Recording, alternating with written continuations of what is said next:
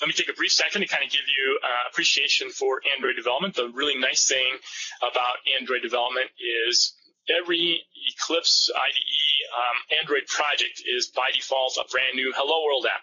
So let me bring up my Eclipse environment here and allow you to kind of see how an Android application comes into fruition and how it looks as it's run on something called an emulator. So I'm just going to go out to Eclipse. I'm looking at my other screen now to make sure you guys can see this fairly well. I'm going to go out and ask to create a new Android project. We'll call this, of course, aptly Hello World. And it's asking me also to provide a package name for my very first what's called activity. In fact, you can see the name of this activity by default is Hello World Activity. Again, activities are screens in Android. Not every application has to have an activity, but by default, it wants to set up an activity as kind of a visual interface, the beginning point for our Android app. You'll notice also that right now it's asking me for what target platform I want to have for my application. In other words, we have to tell it what version of Android we want to run on. I'll ask it to run on an Android 2.3 platform here. With that, I'll finish. And we'll give my Eclipse IDE just a second to create that. There we go. Let's take a look. As I mentioned here, let me see if I can zoom in a little bit. That might be a bit tough for people to see here. So let's see if I can zoom in.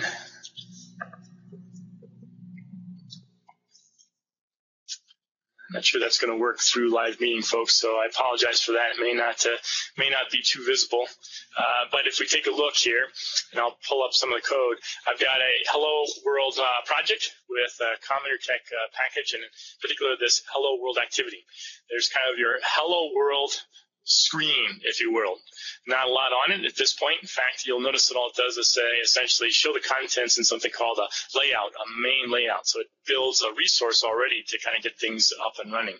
Again, generated code is already provided and already started. The SDK will constantly provide this to us. And there's our Android manifest file. Again, the Android manifest file lists all the various components that are in our application. At this point, we only have one, the Hello World activity. If I had others, I'd have to list them here.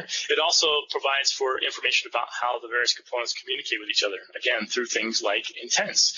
In this case, stating that the Hello World activity is going to be the main activity launched when I start my application.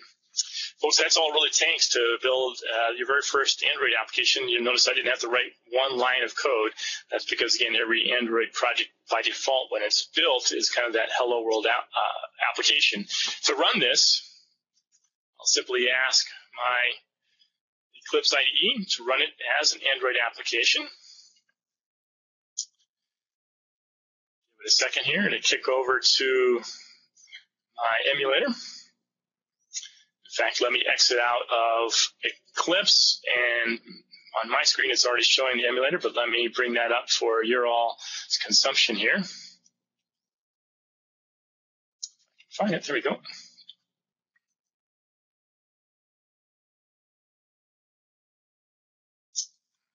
Okay, and there's my Hello World activity running on the Android Eclipse emulator. So nothing fancy, but at least gives you appreciation that building an Android application is essentially developing the appropriate components in Java, allowing the Android SDK to do some generation of other code that works behind the scene, and running that through an emulator. A little bit more on Eclipse in this emulator as we start to look at Windows Azure development in Android just a second now. Okay, well, with that, take us back here to my presentation.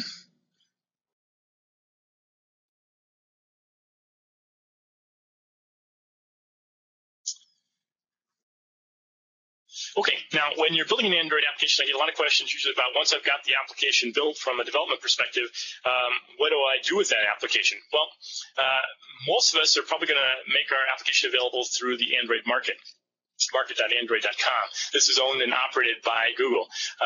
In order to sell or place your Android application out there, what you need is a Google checkout account. Google is going to take a fair amount off the top here of your application development work. They're going to take 30% of any fee that you want for your application. By the way, if you create a free application, obviously Android doesn't take anything for that and allows you to do that free of charge as well.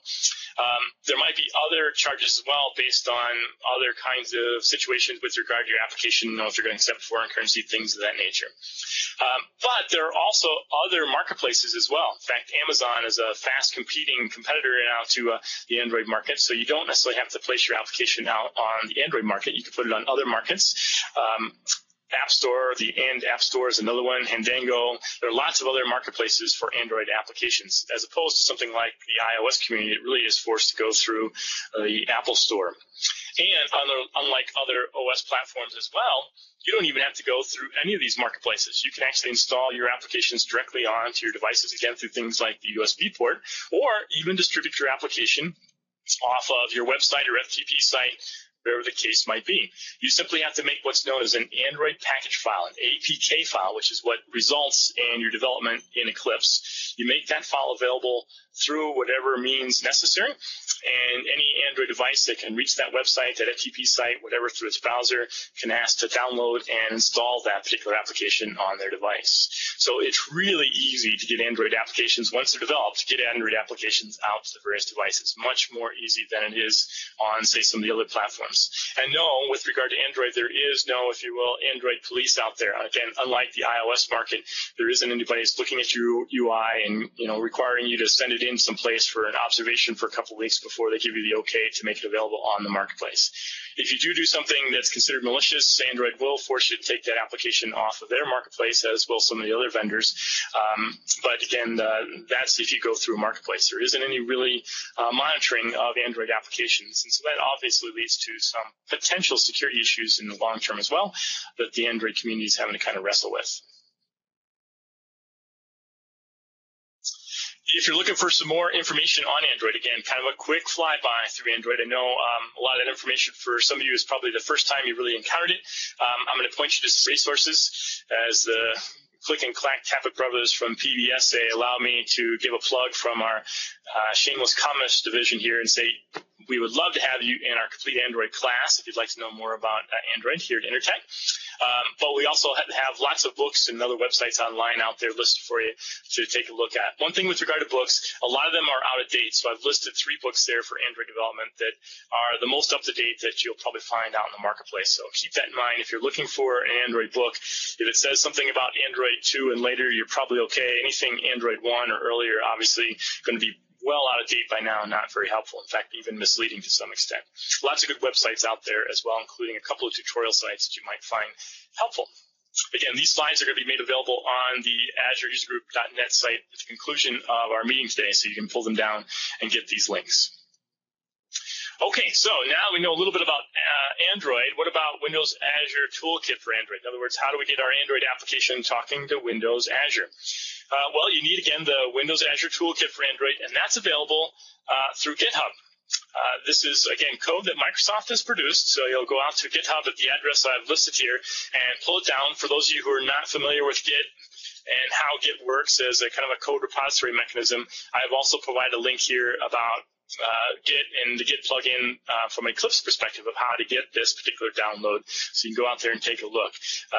Probably a tool, if you're going to get into the Java community at all and into things like Android development, you're going to want to become familiar with, as it's one of the kind of staple environments used in a lot of open source and Java communities today. What does that download contain? Well, it contains actually several Eclipse-ready projects. In other words, again, we're building for Android. We're building inside of Eclipse in many cases. And what this particular toolkit provides is projects you can pull into Eclipse already built and ready to use. One of them is a library that provides the actual access control and storage APIs. So this is a library, an Eclipse-ready project that's a library that you're going to use with your Android application to actually make access to Windows Azure storage and do things like access control. There is a unit test capability already built into these projects. So, if you're seeing that there are problems or you're having issues getting things up and running, unit tests are already provided. And very nicely, and something we'll actually see, a sample app that allows you to kind of explore the access and storage APIs and really glean from that how to build your application. There are at least minimally some documents out there, although something we'll talk about again at the conclusion of our session today. These are, well, there's no other better way to put this at this point, folks. These are very raw, very poor at this point. So there's minimal help by the documentation. One thing you do want to look at is looking at the Getting Start doc that's in the docs folder. That at least gets you the environment set up and running. We'll talk more about how to do that here in a second, but beyond what I'm providing you, you probably want to look at that document to get your Windows Azure Toolkit up and running. So big part of it is the access control and storage API that you're going to use with your application and that sample app, which we'll take a look at.